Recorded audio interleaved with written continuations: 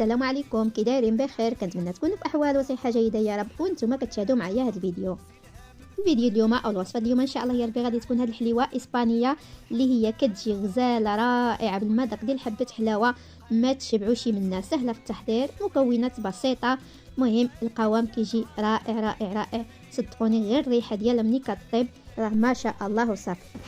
وبلا ما نطول عليكم، بسم الله على بركه الله، نبداو الوصفه ديالنا. عندي هنايا واحد 2 كيسان ديال الطحين، وكاس ديال الحليب، وكاس ديال زيت البلديه او زيت الزيتون اللي تكون خفيفه. المهم الا عملتو زيت قاصحه خلطوها مع زيت المائده. وهنا نصف كاس ديال السكر، حيت غادي نعمروها بواحد المربى. الا كنتو ما تعمروهاش غديروا كاس كامل. غادي نحتاجو واحد الساشي ديال الخميره ديال الحلويات ما يعادل 15 غرام، واحد 3 المعالق كبار ديال حبه حلاوه اي اليانسون، هذا هو اللي كيعطينا هاد الحليوه ديالنا واحد المذاق خاص، ومعلقه صغيره من القرفه، 2 معالق كبار من الماء ديال الزهر. وهنا غادي نحتاجو هاد المربى اولا كوفيتير كيقولوا له هنايا كابيو دي انخيل. هذه معدله من القرعه، واحد النوع ديال القرعه اللي كيكون صغيور، يعني ماشي ضروري تكون هذه. المهم هذه عندها واحد المذاق غزال وكتكون حلوه يعني بزاف. تقدروا تعوضوها باي مربى عندكم، اولا بالشوكولاته تعمروها، اولا بالكريم باتيسري باش ما بغيتو، اولا تخليوها عي هكاك بحال كيكه، راه هي كتجي رائعه. المهم هما هنايا هاد الحليوه كيستعملوا فيها هاد الكابيو ديال النخيل اولا هاد المربى ديال القرعه. صافي، هنا عندي واحد الحبات ديال اللوز اللي غادي نزين بهم، وشويه السكر حبيبات حتى هو للتزيين. بالنسبه للقياس راه نفس الكاس اللي كتعبروا به الدقيق غادي تعبروا به الزيت والحليب يعني، وباقي المكونات يعني ما كاينش شي قياس محدد. يعني درتو كاس كبير غتكملوا به، درتو كاس صغير غتكملوا به، وكتبقى على حسب الكيكه يعني قداش بغيتو ديروها. صافي غادي ناخذ ديك الكاس ديال الزيت، كما قلت لكم زيت بلديه كتكون خفيفه، ماشي بحال ديالنا المغرب اللي كناكلوها كنسيسوها راه كتكون قاصحه. هذيك خلطوها مع زيت المائده. صافي ديك الزيت كما شفتوا رانا عملتها في الكاسرونه حتى سخنت.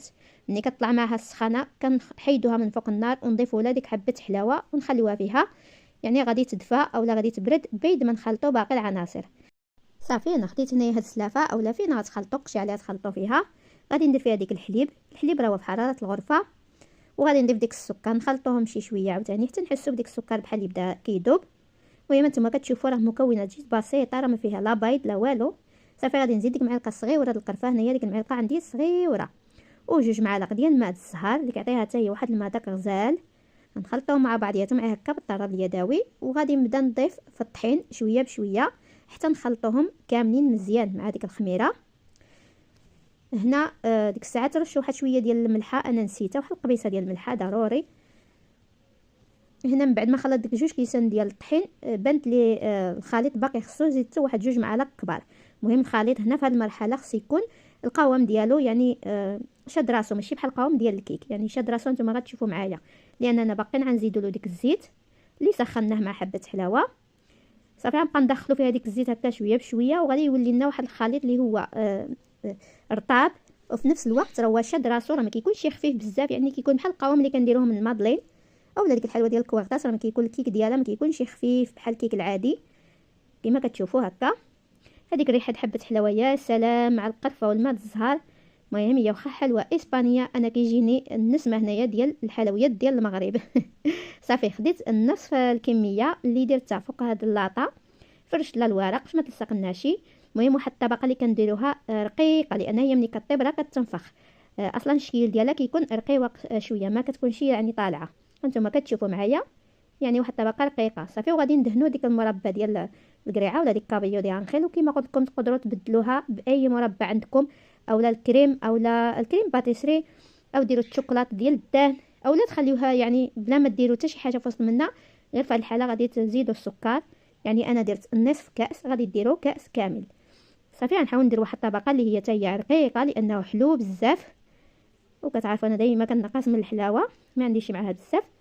صافي من بعد ما غادي نوزع هكا على وجه ديالها، يعني كلها ما نخلي حتى شويه. هنا خدات لي واحد كثر شي شويه من النص ديال ديك العلبه. صافي دابا غنفرغوا النصف الاخر اللي خليناه ديال العجينه من فوق هاد الطبقه، ونحاولوا نقادوها عاوتاني غير بلاتي. نتوما كتشوفوا القوام ديال العجينه راه هو متماسك، يعني خفيف ومتماسك. صافي هنايا من بعد ما غادي نقاد ديك العجينه كلها من الفوق، غادي ندير لها اللوز او النوى. هنا النوى عندي خضار. صافي غادي نحط هنا شي حبات اللي غنقدد بهم، يعني القياس ديال الحلوى اللي غادي نقطع. هنا غادي ندوز بالموس، يعني غير غادي نرشم، يعني غير ماشي غادي نقطع، يعني غير نرشم من الفوق باش غادي نحط ديك الحبه ديال اللوز وتجيني كل حليوه فيها وحيده فوق منها هكاك صافي. وغادي نرش السكر حبيبات. وهنا في الاثناء الفران عندي شاعل على 180 درجه من تحت ومن الفوق، غادي ندخلوها لمده 20 حتى 25. المهم انا دوزت لي 20 دقيقه كانت طايبه، والريحه يا سلام يا سلام يا سلام على ديك الريحه اللي طالقه في الكوزينه وفي الدار. يعني ديك حبه حلاوه وديك القرفه والماء الزهر كيعطيهم واحد المذاق كما قلت لكم والله العظيم الماء كنشم الريحه ديال المغرب.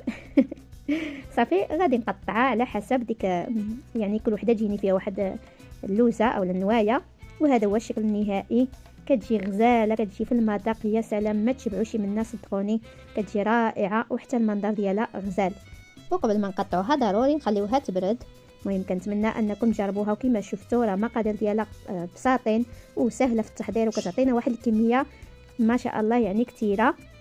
كنتمنى الفيديو اليوم او الوصفه اليوم تكون نالت الاستحسان ديالكم، وكنشكركم دائما دائما دائما على حسن المشاهده وعلى التعليقات المزيونه اللي كتخليوها لي.